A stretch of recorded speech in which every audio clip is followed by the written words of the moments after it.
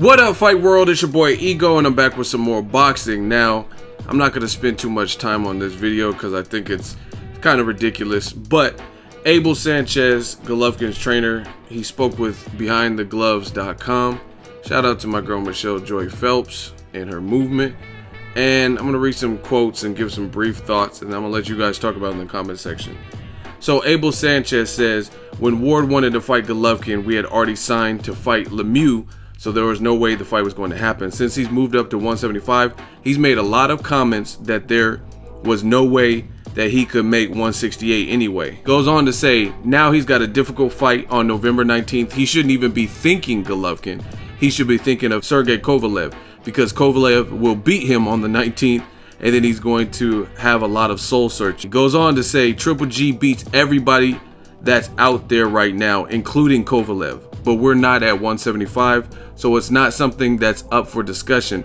But I think Triple G would beat Kovalev. I think Triple G would beat Andre Ward. I think Triple G would beat Stevenson. But right now, we're at 160. And until we move up, then we could talk about those fights, because I think they could be possibilities in the future. He also talks about the Kovalev sparring rumors that his fighter, Golovkin, knocked out Kovalev in the sparring with the body shot or something. He says sparring is sparring, and everything that happens in the gym, those are just gym stories and rumors. He didn't spread that. And I mean, real quick, my thing is, seeing is believing. And Golovkin is a good fighter, but to say he beats Ward, Kovalev, and Adonis Stevenson is a huge statement. You know what I'm saying? And I would have to see that to believe it, because we're talking about guys that are all 2 divisions above him. And it seems that Golovkin and team don't even want to go up to 168. And just to correct Abel Sanchez and clarify, there was a point in time where Ward was trying to get the fight, and then the Lemieux fight was signed. But this was, go check the dates, do your fact checks. The Lemieux fight, okay, this is how I know for a fact. I personally covered Andre Ward versus Paul Smith June 20th, 2015. That same night was Adrian Broner versus Sean Porter. I remember it clearly because I remember I was missing Broner Porter because I covered Andre Ward versus Paul Smith live. That same night was David Lemieux versus Hassan Indam for the vacant IBF belt, because Jermaine Taylor, right? So those 3 fights happened on June 20th, 2015.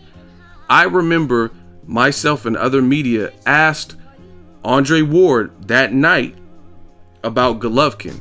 So that's proof right then and there that the names Andre Ward and Golovkin had been mentioned as a possible fight well before the David Lemieux fight was even a thing or signed, because I know Triple G versus Lemieux wasn't signed the night that he won the title, and people were still asking about Triple G versus Andre Ward. So it's not like Ward waited until the David Lemieux fight was signed. That's the contrary to many people's beliefs. I've seen people leave those comments, and that's just to clarify.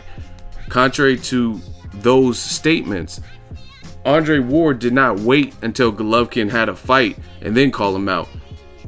The circulating rumors or the potential matchup was talked about. Well, it was talked about a lot before, a long time before the David Lemieux fight, because again, the night that David Lemieux earned his belt or won his belt beating Hassan Indam, Ward fought, and then also Sean Porter and Adrian Broner fought, right?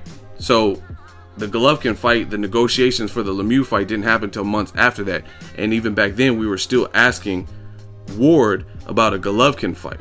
So it's not, a lot of people keep switching it and acting like Ward just waited, like, oh, he just waited till Golovkin was busy and booked up and then start calling him. That's not what happened, right? And again, you guys do your fact checkers. Abel's so certain that Andre Ward is going to lose to Kovalev. I don't know. Ward's the favorite, so I don't know why he's so adamant that Kovalev will certainly beat him. But I mean, we'll see. November 19th, I'm picking Ward to beat Kovalev. I'm not saying it's easy. I'm not saying that Kovalev has no shot, but I'm picking Ward. That's just me personally. So we'll see who's right, Ego or Abel Sanchez. Ward putting in work for Kovalev. I mean, and despite who wins, these are all dangerous fights. If it's Ward or Kovalev, you know what I mean? Kovalev's out here working too. Like, so just to say Golovkin beats him, people get gassed up about what happened in sparring 3 and 4 years ago. You got to look at it. Was Kovalev a champion? Had he beaten guys like Nathan Cleverly? Is this before he fought Bernard Hopkins? Yes, it is. So, you know what I'm saying? You don't know how much improved he is. You know what I mean? How much his confidence has grown since then. He beat a legend in Bernard Hopkins, right? Who was on a win streak. And Bernard Hopkins had pulled a rabbit out of the hat many a time. So these are all difficult fights.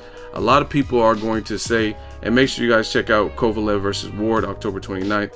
They're doing a special My Fight. But a lot of people, they let emotions get in the way of their boxing. Even people like Adonis Stevenson, I know a lot of people are like, oh, Adonis sucks. You've seen what he did to Chad Dawson, who, you know what I mean, 6'2", pretty durable. I don't think he'd ever been stopped. And if he had been stopped, he hadn't been stopped like Adonis Stevenson stopped him. I don't think he had been stopped. But, you know what I'm saying? People are going to, oh yeah, I'd like to see Triple G beat Adonis Stevenson, easy work. You know what I mean? Adonis Stevenson can crack. You know what I mean? He's been hurt before. Darnell Boone stopped him. Then he came back and stopped Darnell Boone. I'd have to see it. Because, I mean, you jumping up 2 weight divisions. That's a completely different arena. Fighting guys like Stevenson, who got punching power. Kovalev, who has menacing punching power. I don't know. I'd have to see it. You guys let me know if you think Triple G beats all those guys. It's a fight I would love to see. You know what I'm saying? And that's really what it boils down to. If he beats Ward and he beats Kovalev and Stevenson, why can't we see these fights? It seems more and more that every time there's a big elite level fight with Golovkin, for some reason it falls apart. Golovkin versus Carl Froch. Okay, you can say that's not his fault. Froch retired. Golovkin versus Chavez Jr. Okay, Chavez Jr. was suing Top Rank. But then even other fights with Ward, you're saying he could beat everyone at 75. Why didn't you fight Ward at 68 when he was there? And then Golovkin was only 1 division down from him. You know what I mean? Why'd you ask for a 164 catch weight? You look at fights with Danny Jacobs, supposed to happen December 10th. Then they need more time. Now it's not going to possibly happen until 2017. You look at the fights with like Golovkin and Edeslandi Lara. I don't even think they've given like Edeslandi Lara a call back. So, you know what I'm saying? It's just, I got to see it. Gilberto Ramirez. Like, I just want to see Golovkin in a fight where the odds will be closer. You know what I mean?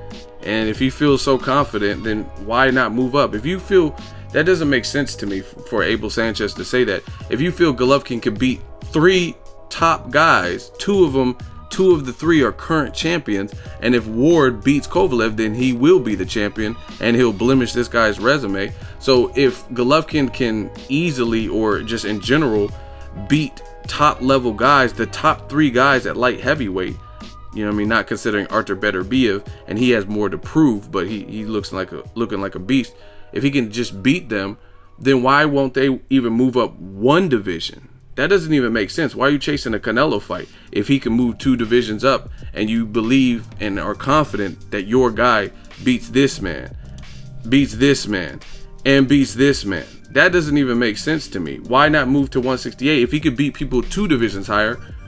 Why not even? Why is it so imperative to stay at 160, knowing certain guys are ducking you, certain fights aren't being made, you don't want the flat rate with Canelo? You know what I'm saying? So for Abel to say all these things, it's just, I gotta see it. Like, instead of Kell Brook jumping up 2 divisions, let's see Golovkin jump up 2 divisions if he can beat the top 3 guys. Like, let's see it. He'll get all the credit in the world from me if he beats him.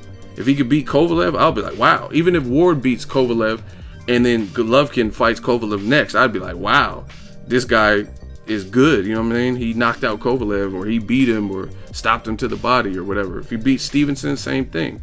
I mean, these are all decorated guys. So for me, I got to see what Abel Sanchez is talking about in order to believe it. You drop it in the comment section. Share the video, like the video as always. Hate, comment, and subscribe. Till next video is Ego signing off.